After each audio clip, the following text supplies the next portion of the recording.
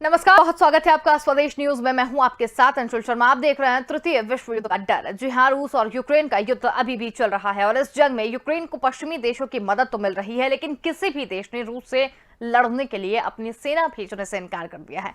America के राष्ट्रपति Joe Biden ने मिग लड़ाकू विमानों को पोलैंड से यूक्रेन भेजने की अपनी योजनाओं को खारिज करते हुए तीसरे विश्व युद्ध की चेतावनी दे दी है। बाइडेन ने फिर कहा कि हम रूस से सीधे तौर पर नहीं उलझेंगे। बाइडेन ने कहा कि हम पूरी ताकत से एकजुट होकर नाटो के एक एक इंच क्षेत्र की रक्षा करेंगे, लेकिन हम यूक्रेन में रूस के खिलाफ युद्ध नहीं लड़ेंगे। अगर नाटो और रूस के बीच टकराव होता है तो तीसरा विश्व युद्ध होगा, जिसे रोकने के लिए हमें प्रयास करने चाहिए। बाइडेन का यह बयान तब आया जब पोलैंड ने यूक्रेन को 28 मिग 29 विमान देने का ऑफर दिया, लेकिन बाइडेन ने इसे रोक दिया और उन्हें इस बात का डर सता रहा है कि रूस के खिलाफ यूक्रेन को लड़ाकू विमान देना तीसरे विश्व युद्ध की दिशा में पहला कदम होगा।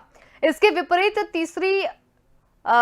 रूस बाहरी देशों से मदद लेने में बिल्कुल परहेज नहीं कर रहा है। सीरिया की सेना ने जंग में रूस की तरफ से लड़ने के लिए सैनिकों की भर्ती शुरू कर दी है और हजारों सैनिक युद्ध में शामिल होने के लिए तैयार हैं। रूस की सुरक्षा परिषद की मीटिंग में बोलते हुए पुतिन ने कहा कि मिडिल क्लास ईस्ट में जो लोग लड़ाई में हिस्सा लेना चाहते हैं उन्हें इसकी अनुमति दी जाएगी। रूस के रक्षा मंत्री ने कहा कि 16,000 वॉलंटियर्स रूस समर्थित सेना की तरफ से लड़ने के लिए तैयार हैं। पुतिन ने कहा कि जो लोग पैसों के लिए नहीं, अपनी मर्जी से डोनबास इलाके में रहने के वाले लोगों की मदद के लिए आगे आना चाहते हैं, हम उसे इसकी अनुमति देंगे और इन हालातों में ये युद्ध किस दिशा की ओर मुड़ता दिखाई दे रहा है, इसी पर हम चर्चा करेंगे।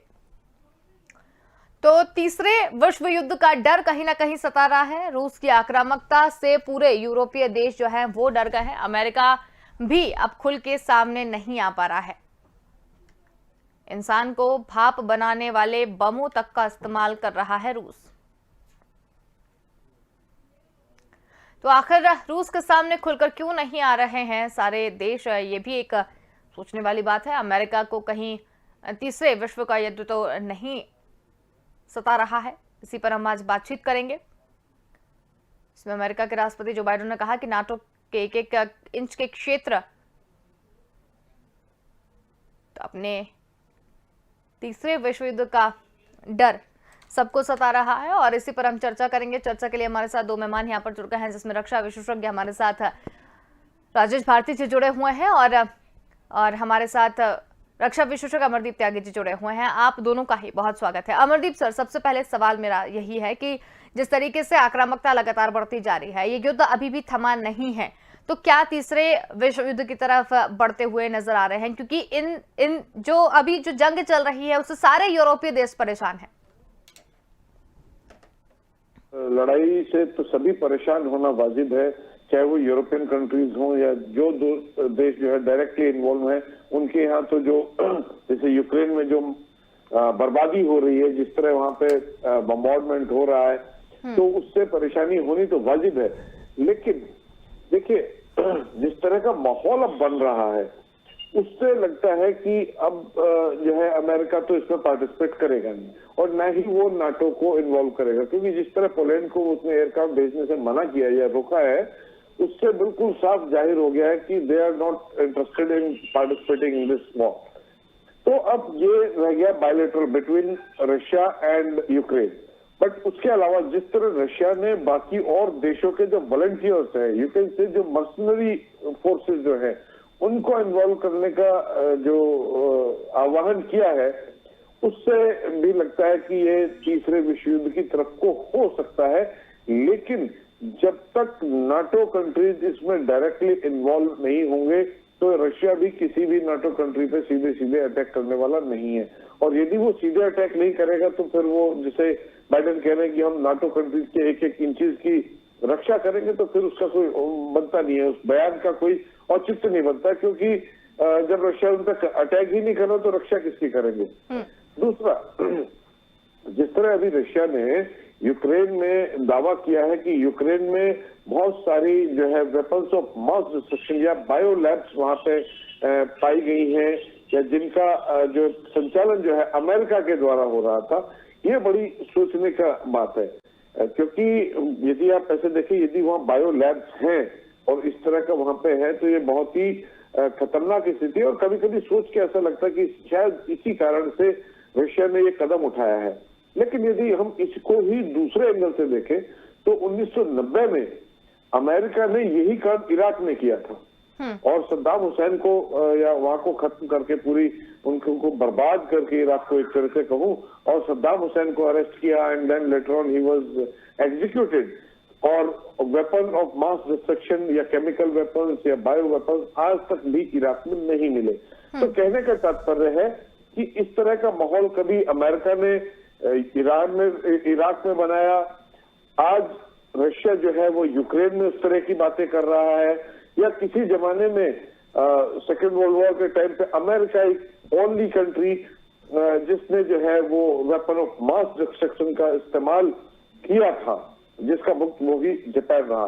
तो कहने का तात्पर्य ये बड़े देश इतने समझदार या इस तरह की बातें करने वाले देश कि विश्व के पर्यावरण की रक्षा, समुद्रों की सफाई, केमिकल्स का वेस्ट रोकना या इस तरह का सब बातें करना, इस तरह की ऑर्गेनाइजेशंस बनाना, और आज वो सब खुद कर रहे हैं।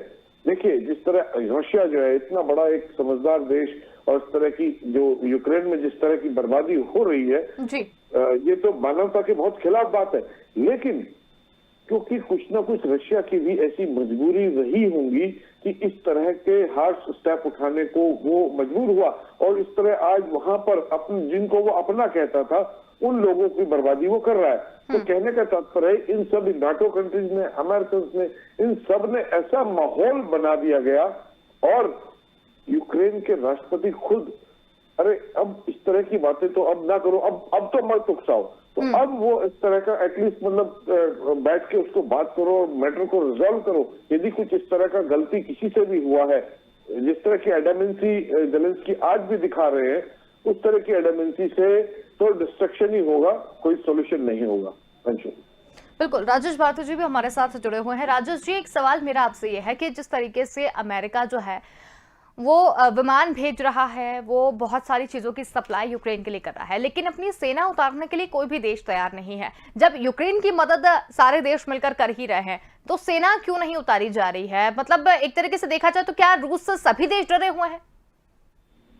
कि रूस पे जिस तरह की सत्ता तंत्र अंकित जी बैठी है और पुतिन की का जो बॉडी लैंग्वेज है, या जब भी वो मीडिया के सामने आए हैं पिछले कुछ दिनों में, तो उससे जिस तरह की उग्रता उनके बॉडी लैंग्वेज में दिख रही है या तनाव दिख रहा है, तो वह जो है सीधा एक मैसेज दे रहा है कि पुतिन यूक्रेन पे कब्जे से कम पे मानने वाले नहीं।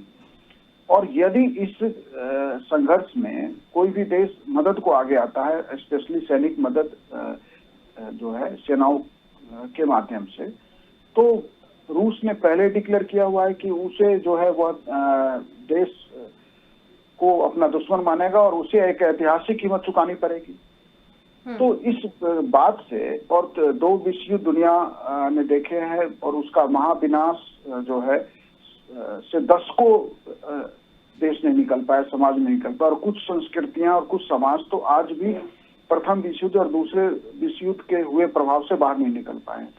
ऐसे में यदि जो है पुतिन के विरुद्ध यदि नाटो का कोई भी देश या अमेरिका अपनी सैनिक सीधे भेजता है, और यदि बदले में रूस नाटो के विरुद्ध आक्रमण शुरू कर देता है, तो फिर उस आक्रमण को रोका नहीं जा सकेगा, रूस भी नहीं रोकेगा, और फिर वो युद्ध निश्चित रूप से विश्व युद्ध का शक्ल ले सकता है।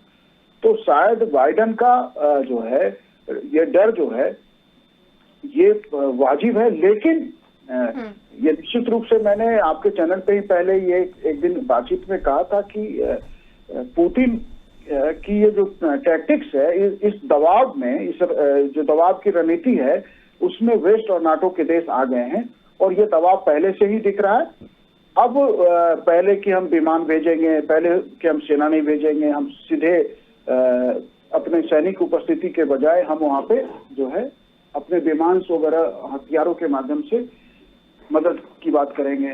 और फिर जब अब पोलैंड हथियार देने को राजी हुआ अपने विमान भेजने को, तो फिर अब बाइडेन को डर लग गया। तो इसका मतलब है कि ये जो बाइडेन को लेके जो धारणा है पूरे विश्व की, या बहुत सारे डिप्लोमेट्स की ऐसी धारणा है कि बाइडेन जो है अमेरिका के इतिहास के सबसे कमजोर राष्ट्रपति है।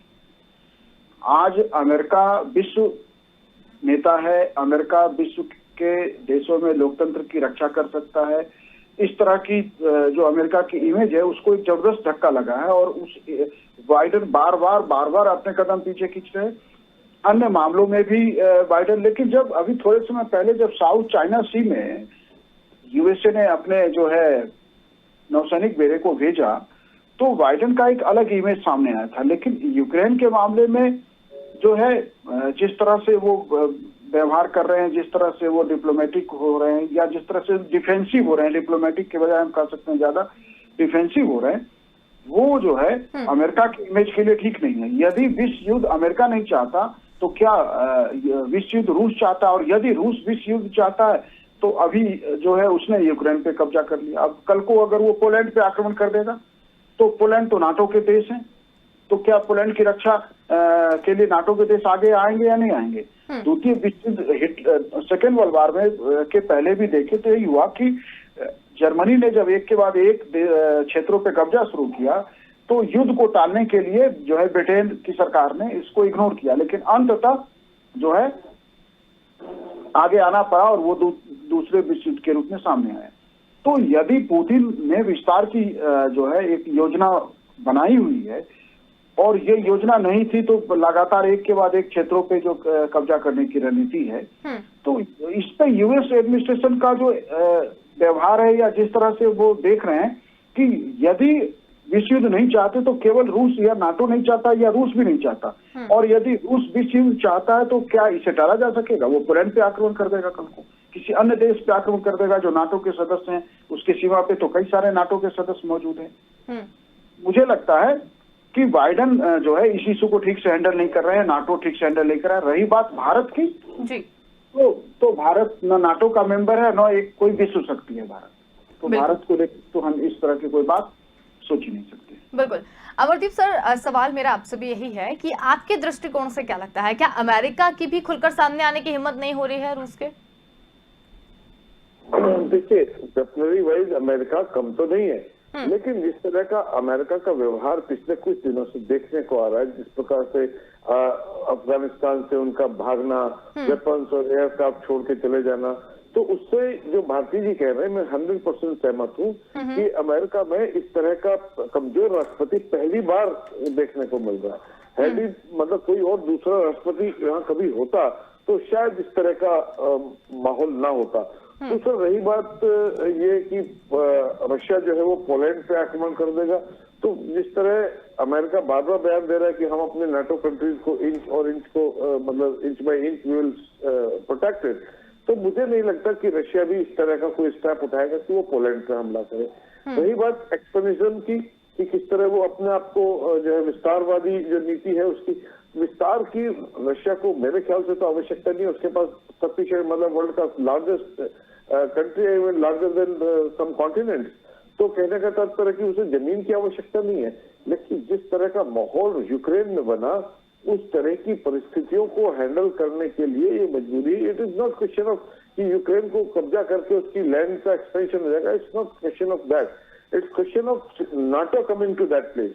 और जैसे और जो छोटे छोटे कंट्रीज हैं उनको नाटो में शामिल करके वहां यदि बैठ भी जाए तो रशिया में बहुत ज्यादा फर्क नहीं पड़ता है, लेकिन यूक्रेन जैसे एक बड़े देश में और उनका फोर्सेस का आ जाना ये बड़ी बात है। तो मेरे ख्याल से तो सिर्फ और सिर्फ ये रीजन है कि रशिया को यूक्रेन पे हमला करना पड़ा, या दूसरा जो उन्होंने अभी जो वेपन ऑफ मास डिस्ट्रक्शन और बायोकेमिकल वेपन्स वहां पे जो क्लेम किए जा रहे हैं कि यूक्रेन में अमेरिका जो है वहां पे लैब बनाई हुई है और they are making all this things, तो कहने का तात्पर्य ये सब कारण हो सकते हैं, ना कि खाली यूक्रेन पे कब्जा करके अपने क्षेत्र को बढ़ाना। क्षेत्र बढ़ाने की आवश्यकता नहीं है, रशिया के पास बहुत बड़ा इलाका है। तो तीसरा वर्ल्ड वॉर तो जब तक अमेरिका या कोई दूसरा नाटो कंट्री इन्वॉल्व नहीं होता तो मुझे नहीं लगता कि तीसरा वर्ल्ड वॉर होगा। और जिस तरह रशिया जो है स्टेप बाय स्टेप यूक्रेन के अंदर बढ़ रहा है, इसको धीरे से धीरे करके ये कब्जा कर ही लेगा। हालांकि उन्होंने बहुत लंबा खींच दिया है, इस तरह लंबा खींचना नहीं चाहिए था। In fact India should also apply this और should you can say tell Putin to finish this at the earliest. यदि कब्जा ही करना तो कब्जा करो जल्दी से, व्हाई आर एक्सपेंडिंग, क्योंकि उसके एक्सपेंड करने से जो पूरे विश्व पे जो इम्पैक्ट आ रहा है उसका भी मतलब सोचने वाली बात है। ठीक है, ये रशिया पे और यूक्रेन पे जो त्रासदी होनी है वो तो हो रही है, लेकिन इससे यदि ये लड़ाई खत्म हो जाएगी, एटलीस्ट विश्व की जो समस्या है वो विश्व युद्ध का खतरा जो वो शायद टल जाए और इस तरह का माहौल ना बने। तो Russia should finish it at the earliest, क्योंकि बहुत लंबा खिंच गया, 17 दिन बहुत होते हैं और अभी तक कब्जा कर लेना चाहिए था। लेकिन जिस तरह वहां पर वेपन्स देके और जो यूक्रेन की फोर्सेस हैं वो अब उस तरह से नहीं लड़ रही हैं जिस तरह एक सोल्जर्स लड़ते हैं। They are fighting like insurgents. वो बिल्टअप एरिया में जो आर्म पॉपुलेशन है उनके साथ मिक्सअप होके जिस तरह रशियन टैंक्स का या रशियन एयरक्राफ्ट या हेलीकॉप्टर्स का जो वो एक तरह से मैं कहूंगा शिकार कर रहे हैं, वो आम पब्लिक के बीच में छुपकर उन लोगों के साथ लड़ रहे हैं, जो कि ठीक नहीं है। इससे क्या होगा कि आम पब्लिक को नुकसान ज्यादा होगा and this is not the way soldiers fight. Soldiers को जिस तरह लड़ना चाहिए ओपन, जहां पे सोल्जर ही होने चाहिए आम पब्लिक के बीच में, वहां उस तरह से आतंकवादी लड़ते हैं। They should not fight that way. तो मेरा कहने का मतलब है कि इसको थोड़ा सा दोनों देश रिजॉल्व करें और दोनों इसको मैटर को जो है जल्दी से जल्दी रिजॉल्व करके इस युद्ध को खत्म करें, क्योंकि इससे जो नुकसान आम पब्लिक का हो रहा है, बाकी और किसी पे इतना फर्क नहीं पड़ता, आम पब्लिक का नुकसान ज्यादा हो रहा है। और जिस तरह फिर इकोनॉमी पे इम्पैक्ट आ रहा है, पहले तो कोरोना की मार पूरा विश्व झेल रहा था और अब इसका जो इम्पैक्ट पूरे विश्व की इकोनॉमी पे पड़ेगा उसका भी ख्याल रखना चाहिए। बिल्कुल। तो राजेश जी, आपका क्या मत है कि जिस तरीके से अमेरिका ये जो चीजें करता हुआ नजर आ रहा है या जो जिस भी तरीके की अभी गतिविधियां अमेरिका की तरफ से देखने को मिल रही हैं, तो क्या अमेरिका भी वाकई डर गया है कि अब ये जो जंग है ये तृतीय विश्व युद्ध तक जाएगी? निश्चित रूप से अमेरिका, ये तो नहीं कहा जा सकता कि अमेरिका डर गया है, लेकिन वो तृतीय विश्व नहीं चाहता। ये जो है सिंसियर एफर्ट करता हुआ अमेरिका तो दिख ही रहा है कि उसे एक आशंका है। डर के बजाय मैं इसको आशंका कहना चाहूंगा। अमेरिका को एक आशंका है कि यदि वो संघर्ष में सीधी भागीदारी निभाता है या नाटो सीधी उपस्थिति अपनी वहां पे रखता है, करता है, तो जो है ये तृतीय विश्व युद्ध की तरफ जा सकता है। तो ये तो निश्चित रूप से है। और लेकिन तृतीय विश्व युद्ध इस तरीके से टाला जा सकता है।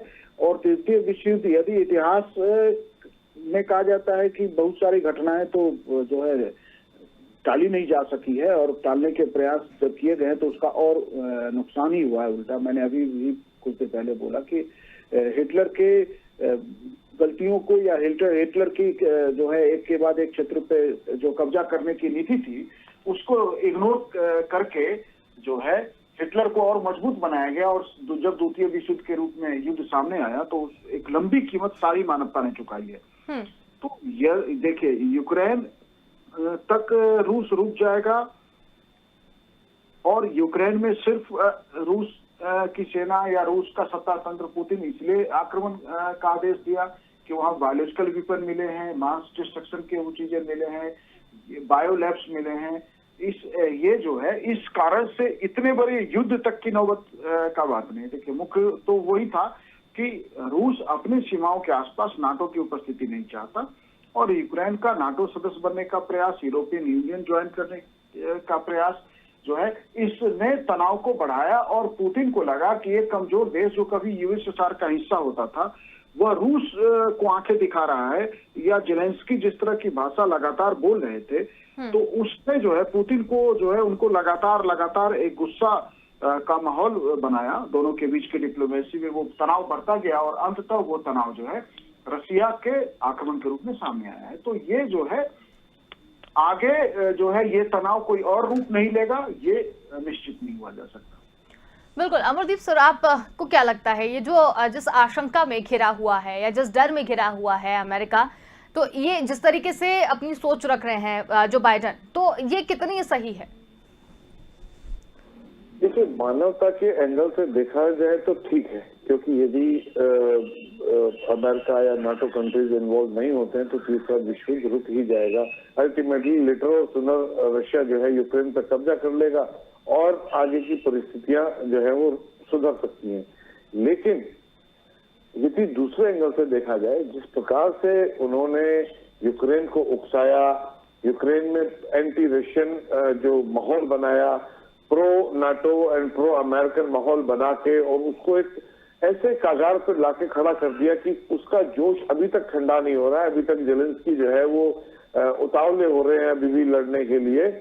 तो वो उसके बाद उनका फिर उस तरह से सहयोग ना करना तो उस तरह से दिखाता है कि भाई किसी दूसरे देश पे, किसी बड़े देश के बहकावे में या उसके जरा से उकसाने से आपको किसी युद्ध में पार्टिसिपेट नहीं करना चाहिए। आपको अपनी सेना, अपनी सुरक्षा व्यवस्था अपने हाथ में रखनी चाहिए और अपने देश को मजबूत रखना चाहिए, ना कि किसी दूसरे देश के भरोसे आप किसी भी बड़े देश में जाएं और फिर वो देश ना आए वहां पे आपके हेल्प आउट के लिए। तो दैट इज द कंडीशन। तो उस तरह से यदि दोस्ती के एंगल से या एक इस तरह से जो साथ में कॉपरेशन आपको दर्शा रहे थे उस एंगल से देखे तो बहुत गलत है ना।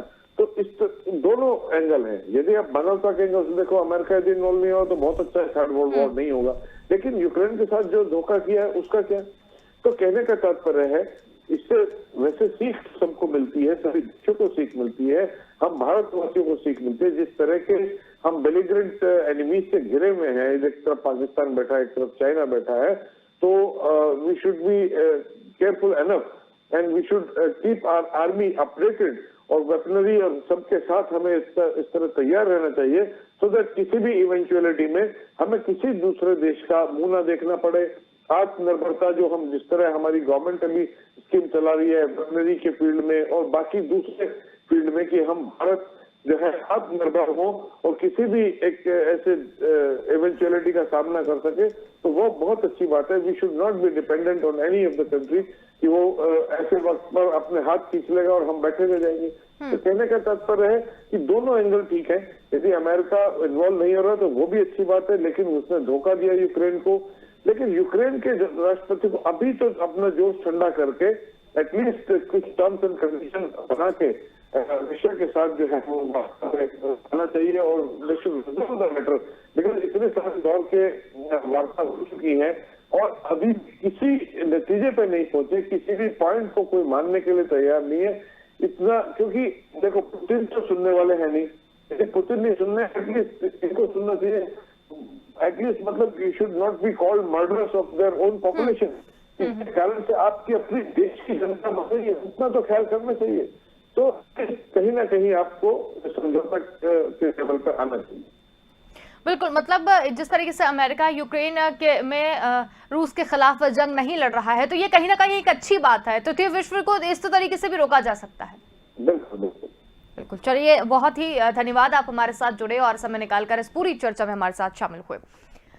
तो तीसरे विश्व युद्ध का डर किस तरीके से अमेरिका को सता रहा है और अमेरिका ने साफ तौर पर ये कह दिया है कि यूक्रेन जंग में नाटो के हिस्सा लेने से ये तीसरा विश्व युद्ध है जो शुरू हो सकता है और अमेरिका यूक्रेन के रूस के खिलाफ जंग नहीं लड़ेगा। अमेरिका ने पोलैंड को कोडाकू विमान देने से भी रोक दिया है और यूक्रेन के समर्थन में लेकिन खुलकर सामने नहीं आ रहे हैं कई देश।